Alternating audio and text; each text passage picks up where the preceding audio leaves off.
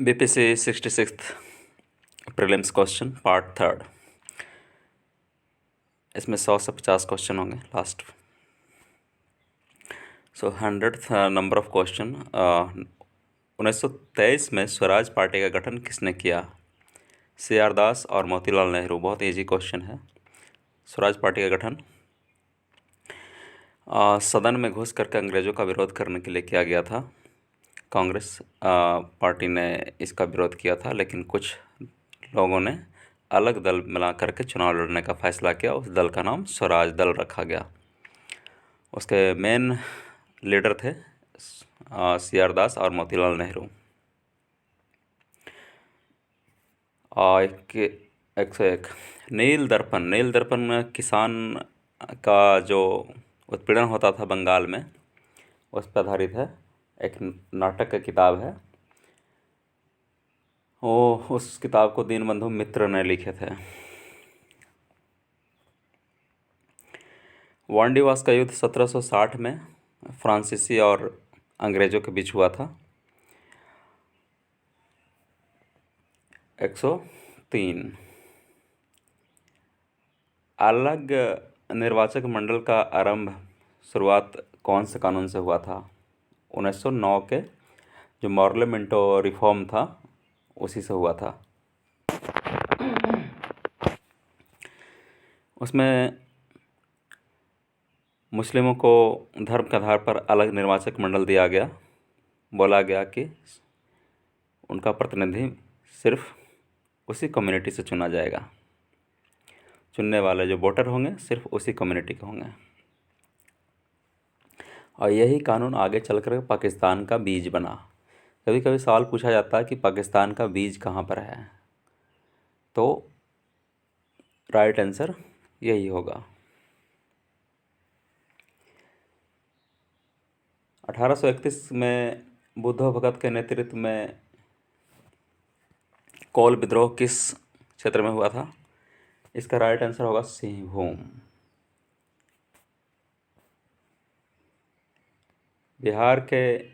बिहार में 1857 के विद्रोह का नेतृत्व, बहुत इजी क्वेश्चन है, बार बार पूछा जाता है। इसका आंसर होगा कुंवर सिंह।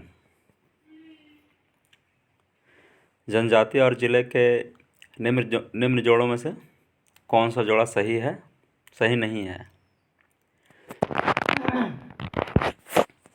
तो इसमें पूछा गया है क्षेत्र और जनजाति। तो संथाल जनजाति है, बांका क्षेत्र है। संथाल बांका में पाया जाता है। हाँ, कुछ संथाल बांका में हैं, कुछ मुंडा भी जमुई में रहते हैं। उरांव जनजाति जिनको कुरुख कहा जाता है मुख्यतः, वो सुपौल में नहीं है, नॉर्थ बिहार। इस मैप आधारित क्वेश्चन है। खरवार जनजाति के लोग भागलपुर में रहते हैं, इसलिए इसका आंसर हो जाएगा DSC। उरांव जनजाति सुपौल में नहीं रहते हैं। बिहार राज्य के कुल औद्योगिक क्षेत्र की तुलना में समस्त वन्य क्षेत्र का, ये फॉरेस्ट कवरेज से पूछता है अक्सर क्वेश्चन। BPSC का ये ट्रेंड है, हर बार पूछता है लगभग 1 से 2 क्वेश्चन फॉरेस्ट पे कवरेज पे। इसलिए आप लोग को फॉरेस्ट कवरेज पे जितना भी सवाल बनता है सबको अच्छे से करके जाना चाहिए। तो 107 में राइट आंसर वैसे 7.27 होगा, जो 2018 का जो इकोनॉमिक सर्वे है उसमें ये दिया हुआ है।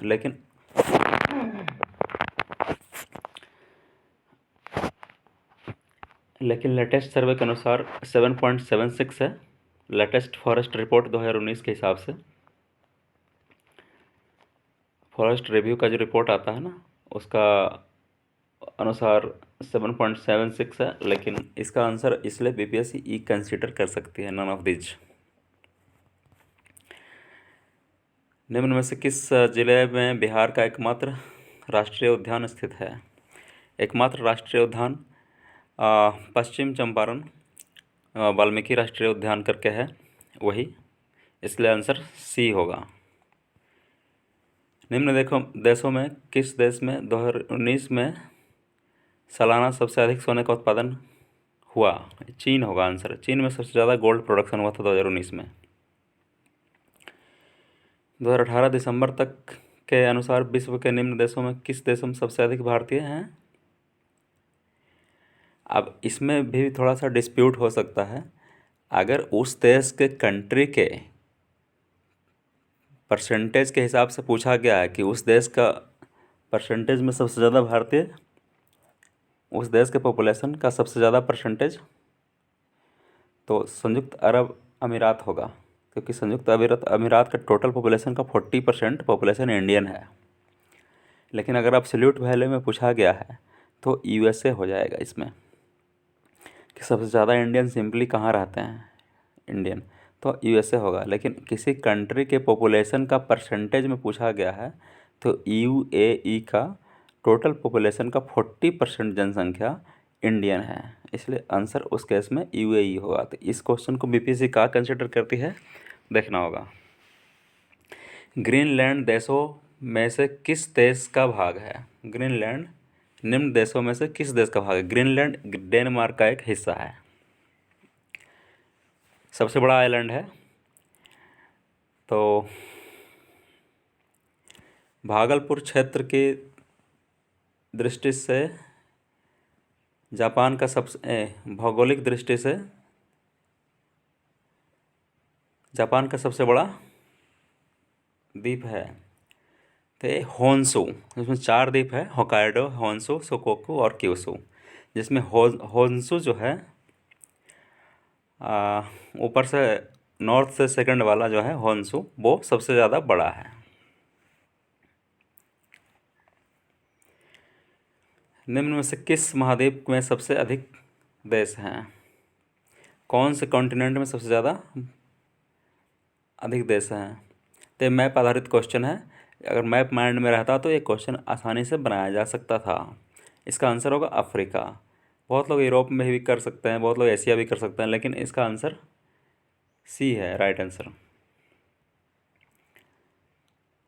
सबसे ज़्यादा आबादी किस राज्य में आदिवासियों की है? तो इसमें आंसर मिजोरम होगा। कॉफ़ी उत्पादक क्षेत्रों में से कौन सा क्षेत्र कर्नाटक में नहीं है?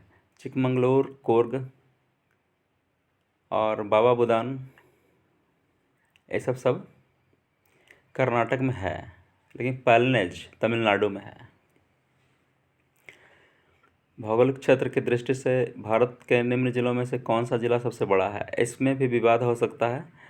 पहले कच्छ को माना जाता था, लेकिन अभी जम्मू कश्मीर रीऑर्गेनाइजेशन एक्ट जो 2019 में पास हुआ, उसके हिसाब से लेह हो जाएगा। देखना होगा कि बीपीएससी क्या कंसिडर करती है, क्योंकि लेह में गिलगिट बल्टिस्तान और पीओके को भी शामिल किया गया है ऑफिशियली, तो उस हिसाब से लेह हो जाएगा, कुछ हिस्सा शामिल किया गया है।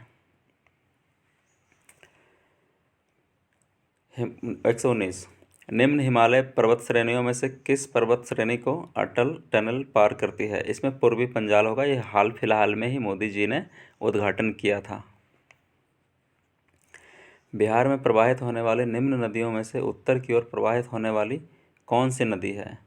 तो ये मैं पहले ही बोला हूँ कि जब भी आप बिहार का एग्ज़ाम देते हो तो इस तरह का क्वेश्चन रिवर आधारित, एनएच पे आधारित, या लेक्स या वन्य अभयारण्य, ये सब सारे कुछ जो पढ़ना है वो मैप पे आधारित होता है। मैप से आप पढ़ा कीजिए, याद रहेगा। तो रिवर का मैप आप देखेंगे बिहार में तो सारी नदियाँ उत्तर से बहती है, गंगा में मिलती है। कुछ ही नदियाँ हैं जो उत्तर की ओर प्रवाहित होती है, मतलब दक्षिण से प्रवाहित होती है, उत्तर की ओर जाती है। तो उसमें सोन नदी है, तो सोन नदी इसमें ऑप्शन में नहीं है, इसलिए नन ऑफ दीज होगा। 117 भारत के किस राज्य में वन्य जीव अभयारण्य सबसे अधिक संख्या में है? तो इसका राइट आंसर महाराष्ट्र होगा। 120 भारत का 13वां प्रधान बंदरगाह किस राज्य में स्थापित किया जाने वाला है? ये महाराष्ट्र करके है, बदाहन करके कुछ नाम है, ऐसा ही सम सॉर्ट ऑफ वदाहन।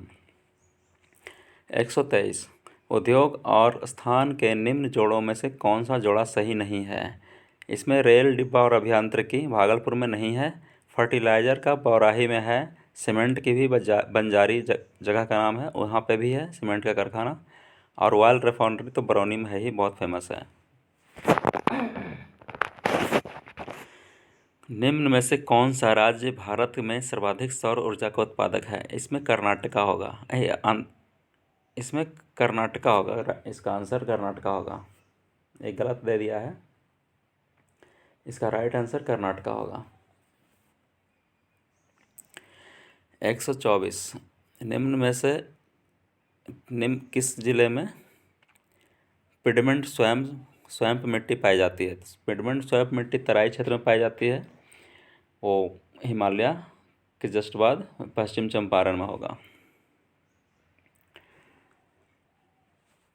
तो 122 खनिज एक तरफ दिया गया है, एक तरफ जिला का नाम है, सही मिलान करना है। लाइमस्टोन पाया जाता है कैमूर जिला में, सही है। माइका भागलपुर में नहीं पाया जाता है, ए गलत है, ए भी गलत है, ए भी गलत है। इसका राइट आंसर होगा ए, लाइमस्टोन कैमूर जिला में पाया जाता है। 128 बिहार के निम्न प्रशासनिक विभागीय जोड़ों में से किस जोड़े से गंगा नदी नहीं बहती है? ये भी मैप आधारित क्वेश्चन है। इसमें प्रशासनिक जो डिवीज़न किया गया बिहार का क्षेत्र के आधार पर, उसको देखना चाहिए था। अगर वो देखे रहते तो ये क्वेश्चन बन गया होता आसानी से। तो कोसी में और मगध में, मगध प्रमंडल में पटना नहीं आता है, इसलिए राइट आंसर इसका कोसी और मगध होगा। 126 1632 में बिहार के पटना शहर में कौन सी कंपनी ने अपना फैक्ट्री स्थापित किया था? ये डच ईस्ट कंपनी होगा, डच ईस्ट इंडिया कंपनी। जो पटना यूनिवर्सिटी का जो उत्तरी बिल्डिंग है वो उसी को बोलता है, डच ईस्ट इंडिया कंपनी का बिल्डिंग था वो। 129 हाल ही में संसद की नई इमारत के निर्माण की बोली किसने जीत लिया? ये टाटा प्रोजेक्ट्स को दिया गया, नया पार्लियामेंट बनाने का न्यू दिल्ली में प्रोजेक्ट्स टाटा प्रोजेक्ट लिमिटेड को दिया गया है। निम्न में से कौन सा विकेंद्रीकरण का वैशिष्ट नहीं है? डिसेंट्रलाइजेशन इसको बोलते हैं। डिसेंट्रलाइजेशन का कौन सा कैरेक्टरिस्टिक नहीं है? तो स्वायत्तता, मतलब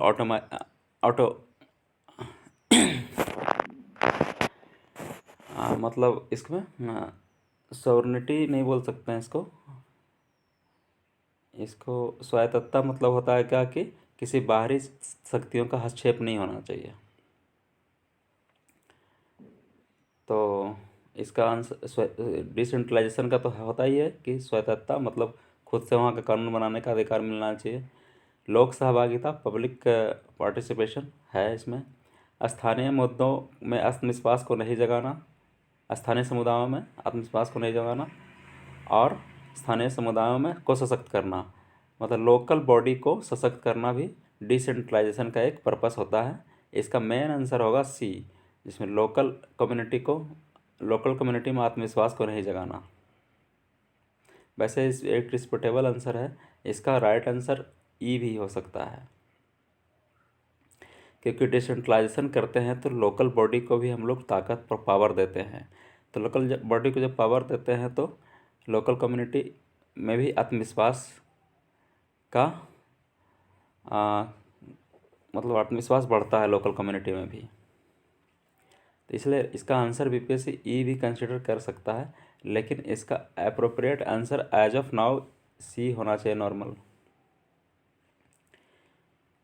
ब्रिटिश शासनकाल में संविधान के विकास में कौन सा कानून ऐतिहासिक नहीं था? तो ब्रिटिश इंडिया में संविधान का जो विोलेशन हुआ है, कॉन्स्टिट्यूशन का जो विोलेशन हुआ है, उसमें कौन सा कानून का रोल नहीं है या इवोल्यूशन नहीं हुआ, मतलब ऐतिहासिक नहीं था उसमें? तो रेगुलेटिंग एक्ट 1773 में जो रेगुलेटिंग एक्ट पास हुआ था उसमें सुप्रीम कोर्ट का जो फाउंडेशन किया गया था उसमें है। और चार्टर एक्ट 1833 में जो चाइना का एक अधिकार ख़त्म कर दिया गया था व्यापार में, वो भी है। और काउंसिल का भी निर्माण किया गया था, वोटिंग राइट भी दिया गया था। गवर्नमेंट ऑफ इंडिया एक्ट 1919 का भी तो बहुत फेमस है, उसको बोलते हैं मॉन्टेग्यू चेम्सफोर्ड रिफॉर्म, उसका भी है। लेकिन आज़ादी के बाद 1955, इसका सिंपल क्वेश्चन है, protection of civil right acts जो 1947 के बाद हुआ है, तो ब्रिटिश काल के बाद हुआ है, इसलिए राइट आंसर डी होगा। वर्तमान में राष्ट्रीय महिला आयोग की प्रमुख कौन है? रेखा शर्मा। बहुत इजी क्वेश्चन। विधि का नियम एक स्टैंडर्ड क्वेश्चन है, यूपीएससी टाइप क्वेश्चन पूछा गया है। विधि का नियम या कानून का अधिराज का मतलब क्या होता है? तो इसका नॉर्मल आंसर वैसे सभी के लिए एक कानून और सभी के लिए एक न्यायतंत्र होगा, ऑप्शन ए। लेकिन इसका एक आंसर ए भी प्रतीत हो रहा है कि सभी के लिए एक राज्य और सभी के लिए एक न्यायतंत्र, सी ऑप्शन। तो इस केस में ज़्यादा ब्रॉड हम लोग कवरेज कर रहे हैं, स्टेट का डिफिनीसन जो होता है ज़्यादा ब्रॉड होता है, इसलिए सी भी इसका राइट आंसर हो सकता है। लेकिन नॉर्मल आंसर अगर कंसिडर करेगा तो इसका आंसर ए होना चाहिए, सभी के लिए एक कानून और सभी के लिए एक न्यायतंत्र। 134, नागरिकता संशोधन कानून कब पारित हुआ? ये तो फैक्चुअल बेस्ड क्वेश्चन है, इसका पर रटना पड़ता है, इस तरह के डेटा को ध्यान में रखिए। 11 दिसंबर को राज्यसभा से पास हुआ था, ठीक है, इसका राइट आंसर बी होगा। 133, पंचायती राज संस्थाओं को 29 का जो सब्जेक्ट दिया गया था टोटल, पंचायती राज संस्था को 29 सब्जेक्ट जो दिया गया वो किस सूची में है? तो सबको पता रहता है कि 243 में है, लेकिन 243 का कौन सा आर्टिकल, HEFGH कौन सा? तो उसका आंसर हो जाएगा डी, 243G। इसको थोड़ा सा डिटेल में पढ़ेंगे तो याद रहेगा। और 135 नंबर बहुत इंपॉर्टेंट है, पंचायती राज वाला 73वां 74वां जो ये सब संविधान संशोधन हुआ है। कुछ संविधान संशोधन का जो कुछ आर्टिकल होता है ना, उसको याद रखिए आप लोग। जैसे 42 वाला जो है, 42वां 44वां 73वां 74वां 86वां में क्या हुआ था? राइट टू एडुकेशन जो है फंडामेंटल राइट बनाया गया, जिसको 6 साल से 14 साल के बच्चे के लिए मुफ्त शिक्षा की व्यवस्था किया गया। उसी तरह से 73वां पंचायती राज हो गया, 74वां म्यूनिसिपलिटी हो गया।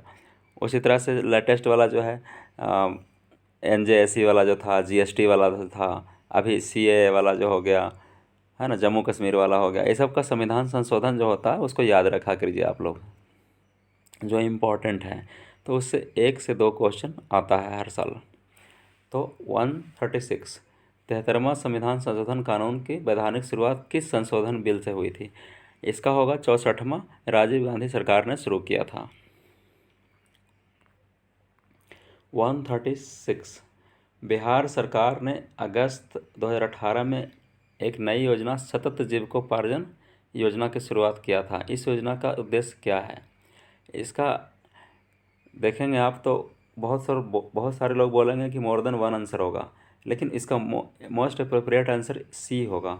आप इस योजना के बारे में पढ़ें, सरकार का नोटिफिकेशन है, उसमें साफ साफ लिखा हुआ है कि गरीब बच्चों, जो खास करके जो क्या बोलते हैं, जो SC ST के लोग हैं, उन लोगों को, गरीब तबके के लोगों को, अत्यधिक गरीब परिवारों को सतत आय का सृजन करने वाली प्रॉपर्टी का निर्माण करना, ताकि उनका कंटिन्यूअस इनकम होते रहे। इसलिए इसका राइट आंसर सी है। 37, बिहार सरकार के 7 निश्चयों में से कौन सा सम्मिलित नहीं है? जो बिहार सरकार ने 7 रिजॉल्व जो घोषणा किया था, उसमें से कौन सा नहीं है? महिला सशक्त रोजगार वो तो है ही, उसमें उन लोग का रिजर्वेशन दिया गया 35%। और साफ पीने का पानी तो हर घर जल योजना जो है, हर घर नल योजना जो है, वो तो उसके हिसाब से साफ पानी, पीने का पानी है। सभी परिवारों को बिजली की आपूर्ति, ये भी है। बाल कल्याण, चाइल्ड वेलफेयर का इसमें कहीं भी वर्णन नहीं है 7 रिजॉल्व में, इसलिए इसका राइट आंसर डी होगा, बाल कल्याण। 138, बिहार का प्रति व्यक्ति शुद्ध राज्य घरेलू उत्पाद माने नेशनल इनकम से, नेशनल जो जीडीपी है पूरा राष्ट्र का, पूरे भारत देश का, उसका कितना परसेंटेज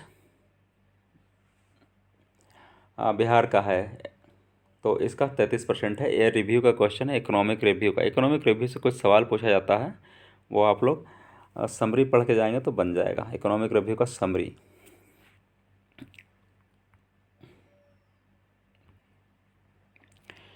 और 139, भारत में खाद्य प्रबंधन का निम्न में से कौन सा एक उद्देश्य नहीं है? तो खाद्य प्रबंधन मतलब फूड मैनेजमेंट का कौन सा पर्पस नहीं है?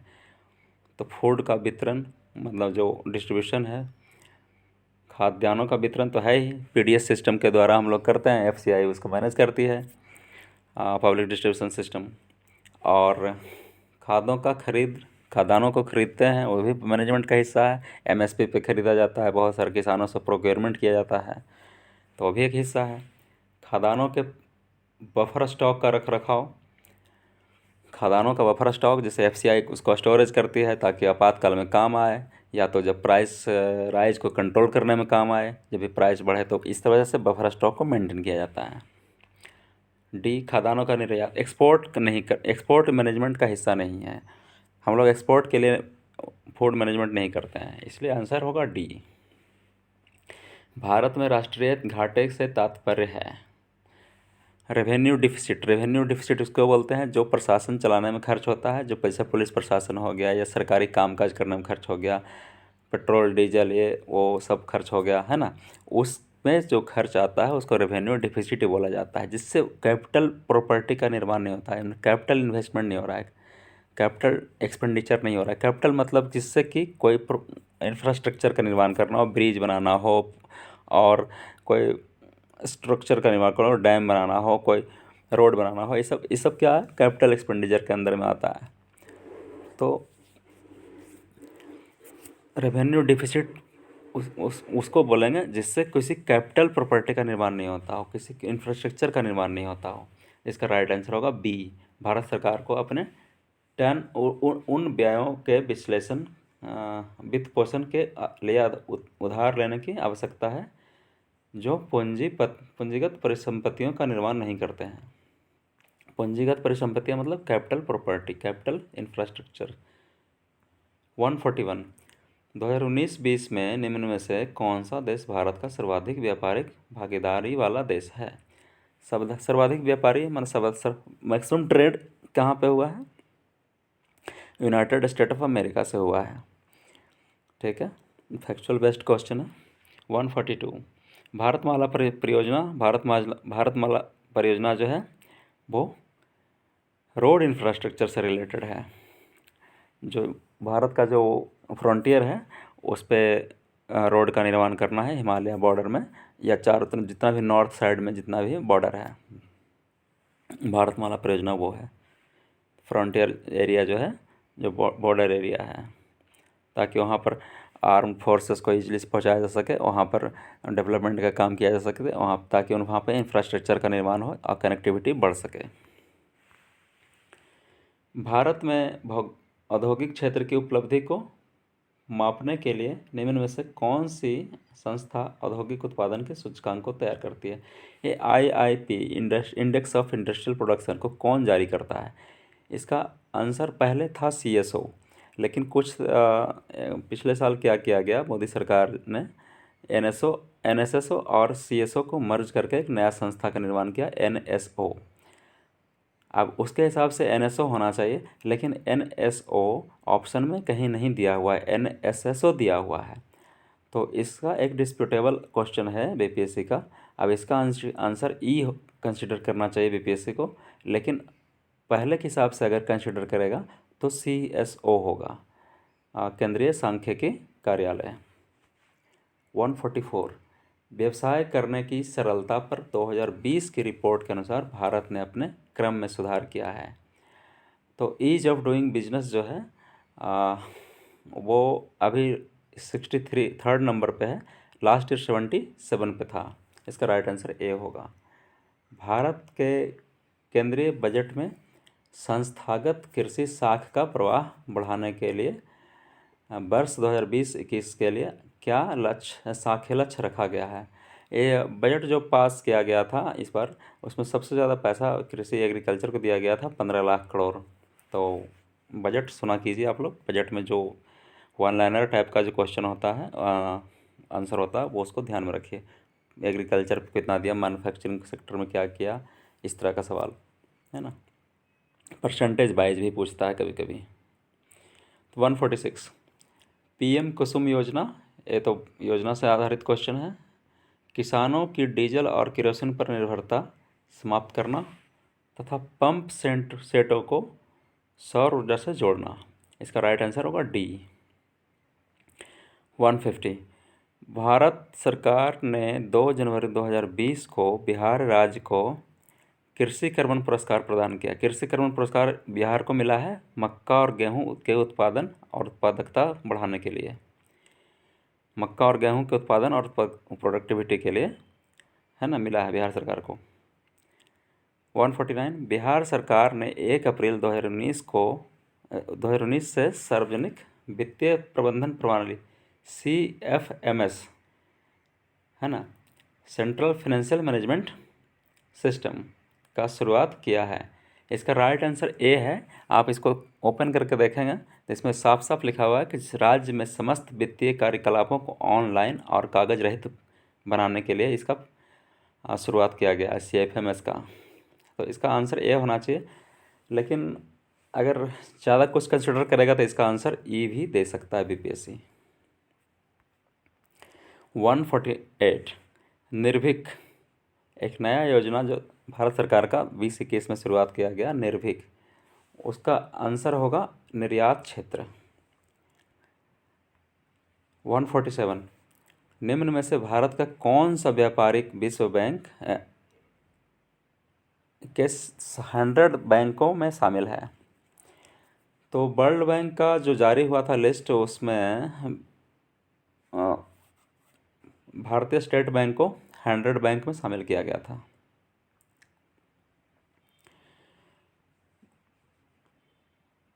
तो इस तरह से टोटल 150 क्वेश्चन है यहाँ पर। मोस्ट अप्रोप्रिएट आंसर दिया गया एक्सप्लेनेशन के साथ। और कौन सा विवादास्पद क्वेश्चन है BPSC का, और किस क्वेश्चन का आंसर BPSC ई कंसीडर कर सकता है, उसको भी मैंने बता दिया। तो मिलते हैं नेक्स्ट पार्ट में कुछ नए सीरीज़ के साथ। चैनल को लाइक करिए, सब्सक्राइब कीजिए और शेयर कीजिए, ताकि अच्छे अच्छे नोटिफिकेशन आप लोग को मिलते रहे।